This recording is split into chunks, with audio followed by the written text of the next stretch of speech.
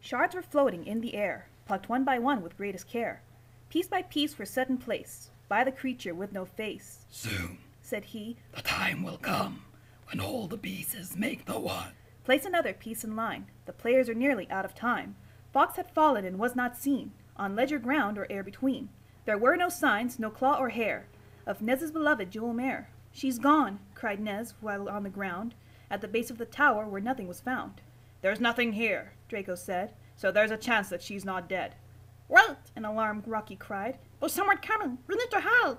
But, said Nez in a confused whirl, as Draco pushed her, saying, Move it, girl. Behind a case away they hid, and entered the doorway a vehicle did. A car with the mark of a lawful cop, hovered in and made a stop. Out climbed 3 figures, the sum of which equaled the members of Team Snap-a-Bitch. Damnation, growled Draco with a hateful sneer. We need to find a way out of here. Sophie's around here? Asked Officer Frank. Affirmative, said the android dressed like a skank. Location confirmed by UAV. At the top of this structure, we will find Phi. All right, said Frank. Let's do it then. And hey, watch the car, Jen. Jen gave a grumble. I'll watch it, you prick. But hurry up and come back quick. So up the steps climbed the copper and android, while Jen stayed behind, looking fairly annoyed. Things were quiet with Jen's teammates gone. She kept a sharp watch with her rifle drawn. A time passed by with nothing to spot. Then her comm gave a beep, and she answered the cop. We got him, said Frank, but he's acting kinda weird. What about you? Jen answered, all clear. While Jen was talking and relaying info, Team Nez sneaked behind, painfully slow. But in the side view mirror with one little glance, Jen spotted them all and they lost their one chance. With cat-like speed, Jen spun with a shot. It barely missed Rocky and smashed a flower pot. Run! Cried Draco, shoving Nez through and out. A second shot fired and he let out a shout. Clutching his arm, he ran out as well, with more bullets flying, creating all hell. FJ called in. What is happening down there? Jen was giving chase. It's that guy with green hair. Shit, Frank said. I told you he's mine. I'm the one who'll kill him. And Jen muttered, fine. Nez and her team ran swiftly far ahead, but Jen changed her course and into a building she sped. With haste she leapt up with a tumble and hop, and in mere seconds she was at the very top. Seeing the target, she drew up and took aim, and fired some shots but not intending to maim. Her shots hit their mark, then suddenly, poof, she was firing more shots from another building's roof. Each bullet fired had its own message to send, and soon she had led them into a dead end. Targets are trapped, reported Jen to her team, and they'll stay like that till you come to the scene. All right, whooped Frank with cocky delight. I've been waiting forever to get through this fight. Phi looked at him square in the eye. Just don't screw it up or else you'll die. Hey, I got this, so don't worry, bro. In the car they sped off, 'cause Frank drives like a pro. Uh-oh, said Rocky. I think we're all trapped. Draco growled. No shit, how'd you figure that? Draco was bleeding from the shot to his arm, but with a few strokes Nez undid the harm. Rocky was buzzing, looking for a way out, then looked through a spyglass and gave a big pout. Oh, bugger, Rocky said. This here is here. It's that chick from that team that will be back a few years. Nez took the glass to see who he meant. Recognizing Jen, she recalled the event. Oh man, said Nez with a nervous voice. I'd rather not face them if given the choice. Jen, what's the stat? Said Phi to his chair. As the car turned a corner, they were nearly there. Jen checked her scope to see and confirm. I still got them cornered like a can of worms. To his team, Phi nodded. We'll be there in a sec. And Frank was mumbling, gonna break his damn neck.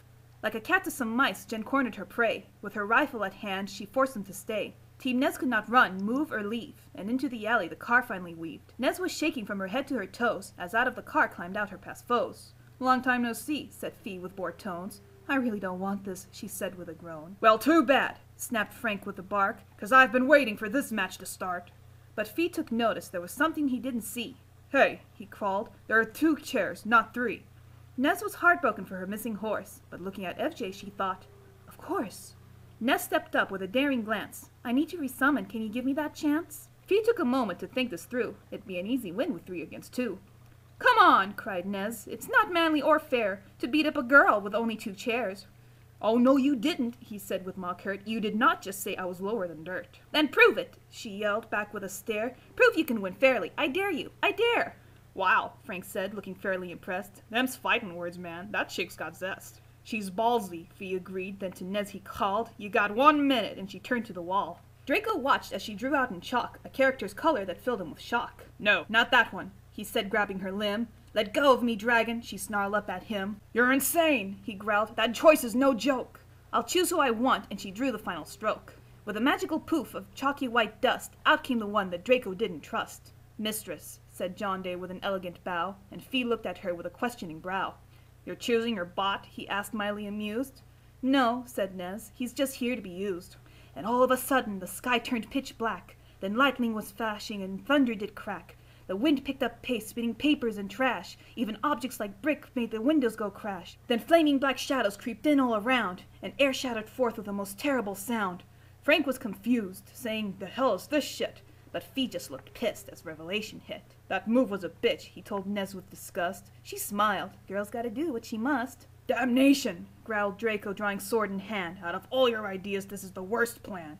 The shadows were growing, getting thicker, and then Jonde droned out. Beast appearing in 10. "Okay, guys," said Phi, making ready his gun. "Get ready to rumble, 'cause now starts the fun." In the darkness came eyes, the most vicious white glow, and Rocky was chanting in a comical slow. Abandon ye fires, all forms of hope, for none can survive the dreaded cyclope. With a roar of sheer horror that shattered all ears, out came the demon on hind legs it reared. Twin heads snapping forth, all teeth and horns, looked down at all present with utter scorn. But before we continue this dreadful event, let me explain something before the judges vent. With Fox out of play, there was one missing, you see. The rules state to play with characters 3. To complete the team, I summoned my bot, but doing so makes a prize to be sought. For Jonde can't be without another present, that being this poltergeist which is most unpleasant. It's just how things work in that character's base. You can't have one without the other to face. Now that I've cleared this up with you, dears, we'll get back to the story that you all want to hear. Snap a bitch were busy, firing bullets galore, while Team Nez took the chance to dash across the floor. "Hurry!" cried Rocky. "Let's roll! Let's go!" Frank saw them leaving and shouted out, "No!"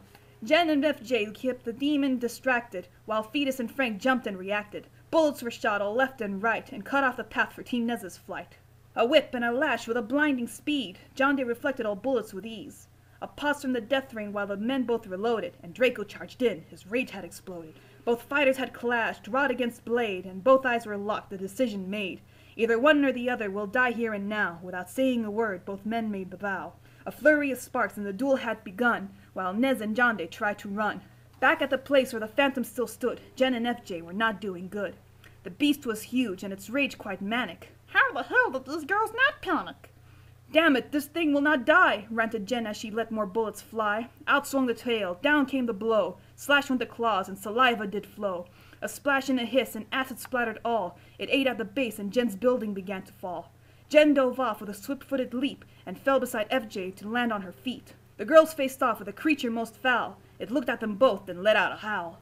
The screams of the damned came forth from both heads. It charged at them quickly with its talons widespread. What happened after, I can't rightly say. Suffice to tell, there was much blood that day. Frank and Draco were still fighting it out, and Rocky was cheering with a cheerleader's shout. "Rickenbacker, firecracker, sis, spoon, bah! Kick him in the ass now, rah, rah, rah!"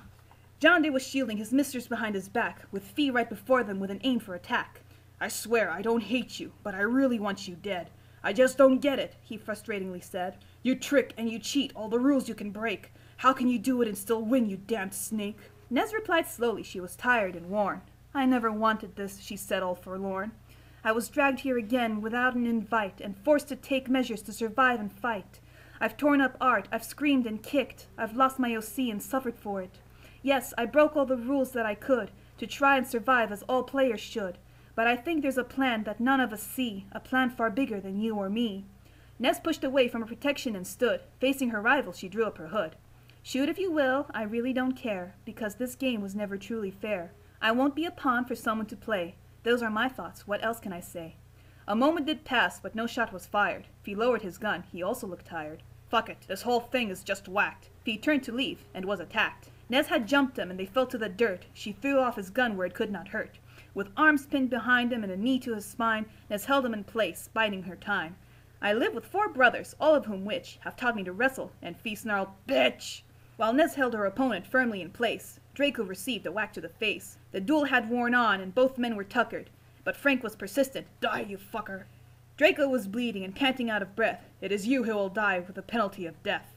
The duel continued, as strong as before, but Rocky was starting to get a bit bored. Now I know you want to know what happened next, but the story is getting quite lengthy in text. So here I will cut the scenes short and small, and tell you the ending once and for all. Draco was injured, his footing had slipped, and Frank had him pinned to a wall with his grip. "Oh, you are dead," Frank snarled in glee, "and now you will feel what you did to me." Frank raised his arm to deliver the crooked crane, then paused as his middle exploded with pain.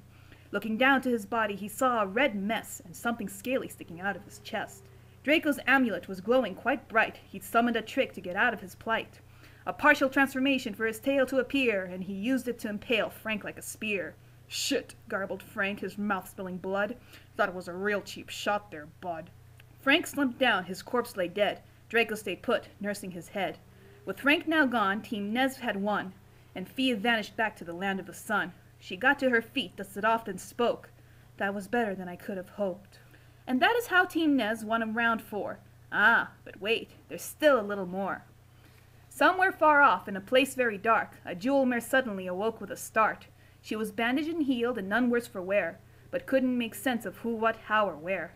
She looked up around her, and what could she see but friends from the past, Sarah, Wolf, and Eloise.